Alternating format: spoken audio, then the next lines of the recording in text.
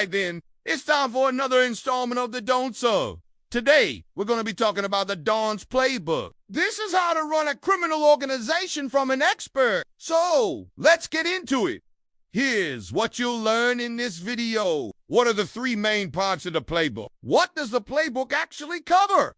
Who are the main players? And finally, what's the best way to get your hands on a copy of the playbook? Let's do this. Okay, so if you've been following the channel for a while, then you probably know that we've talked about the Don quite a bit before. You might even have heard me describe him as my favorite mobster.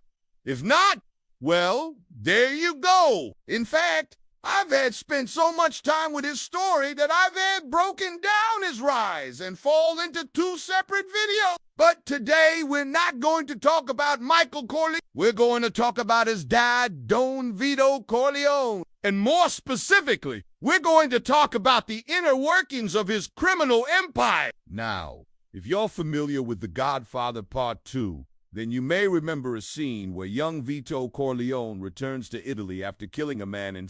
While he's there, he meets up with some old friends from Little Italy who basically say, "Yo, Vito, we've heard about you. You've got a rep over here, but now you gotta earn your stripes." So they send him on a series of missions that test his loyalty, power, cunning. Etc. By the end of these tests, Vito has proven himself worthy of being made an official member of the family. And when he comes back to America, he's given the official title of Don Vito Corleone. Anyway, during this same scene, one of the other members of the family is heard saying, "Don't get confused. It's all in the book." So what exactly is the book? Well, as it turns out, the book is basically just a handbook for the Corleone crime family.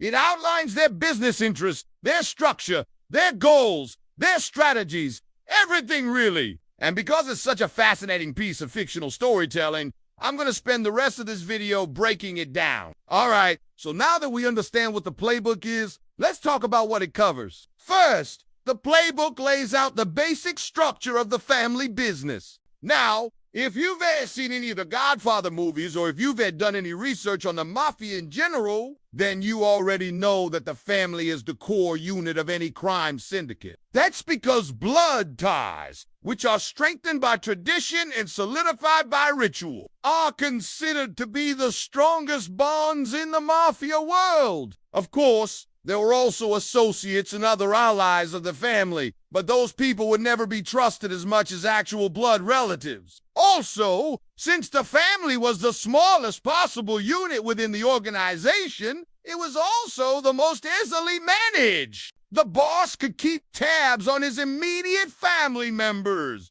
make sure that they were doing their jobs. You know, kind of like a manager at work. When it came to the extended family, though, things got a little bit more complicated. This included people like cousins and in-laws and other close friends of the family. These people were still trusted more than outsiders, but they had to prove themselves over long periods of time before the Don would trust them to handle important matters. Finally, there were the outsiders. Everyone outside of the family was viewed with suspicion until they proved themselves to be trustworthy. Now, in practice, this meant that most business associates, lawyers, accountants, frontmen, etc. started off as outsiders. After years of working together, some of them would eventually be accepted into the family, but that was a big deal, and it didn't happen very often. Now, it wasn't just the structure of the organization that was outlined in the playbook. It also explained the goals and values of the Corleone family.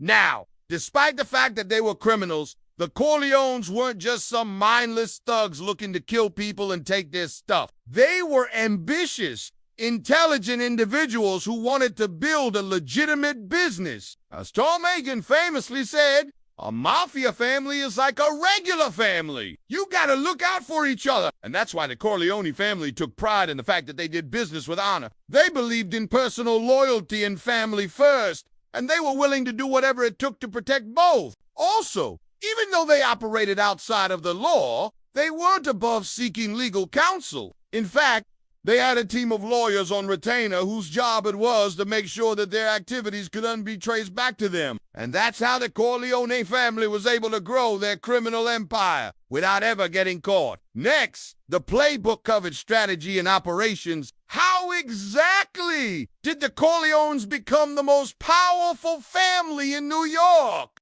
Well, according to legend, they did it the same way that Vito Corleone tested young Vito, by performing small tasks for the other families until they were given bigger and bigger responsibilities. Eventually, they were trusted enough to run entire departments, and then eventually, they were trusted enough to run the whole thing. By the time Vito became the Don, he was the most respected and feared member of the commission, which meant that he basically ran all of organized crime in the United States. Under him, the 5 families operated with efficiency and precision, making millions of dollars every year through gambling, loan sharking, extortion, and later, unions and the drug trade. Also, even though the 5 families were technically independent of one another, they worked together to achieve common goals. For example, when war broke out in Europe, they agreed to pool their resources so that they could make money off of the conflict. They also agreed to respect one another as territory and to avoid competing with one another in certain areas.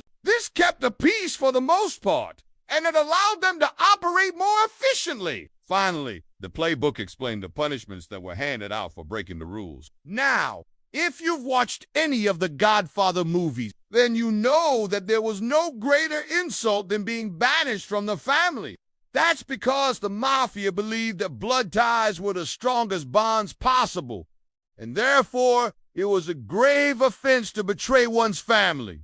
The punishment for such a crime was exile. The Don would literally cut the traitor out of the family, severing all ties with them. Now, in most cases, this meant that the traitor would be killed, but sometimes the Don would order that they simply be left alone in some other city, never to return home again. That was the ultimate fate of Michael Corleone's brother, Fredo. After he betrayed him in a last-ditch attempt to regain power, he was sent away to an island, never to be heard from again. So those were the main sections of the playbook. Now, let's talk about who the main characters are. As far as I can tell, there were 4 main players in the Corleone playbook. The first was the Don. Even though he was officially the head of the family, the Don was more than just a leader. He was the living embodiment of the family itself. As Tom Hagen once put it, you don't go after the Don, you go after the family. And that's why the Don was always surrounded by bodyguards and always careful about where he went and what he did. After all,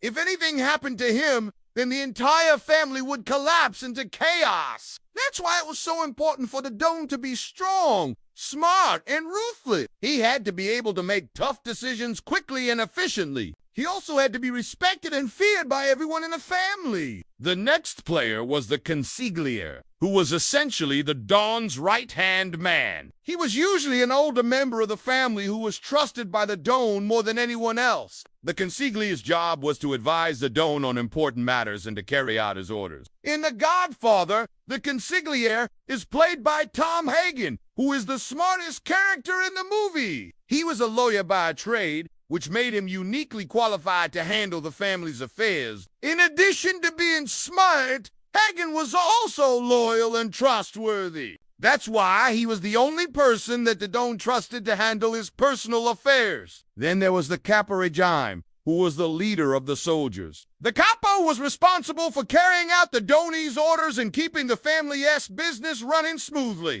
In most cases, the Capo was a younger, more hot-headed member of the family. They were the ones who were always eager to take out the trash, so to speak. But despite their hot tempers, the Capos were also very capable. They were the ones who kept the family's enemies at bay and made sure that their businesses were profitable. Finally, there were the soldiers. These were the foot soldiers of the organization. They were the ones who did the dirty work, so to speak. The soldiers were usually young and impressionable, and they looked up to the Capo regime as role models. That's why it was so important for the Capo to be strong and decisive. The soldiers also reported to the... Okay? So those were the main players in the playbook. Now let's talk about what you need to do in order to get your hands on a copy. Unfortunately, if you want to read the Godfather playbook, then you're pretty much out of luck. That's because it's a completely fictional story. There is no real playbook that you can buy or steal or download.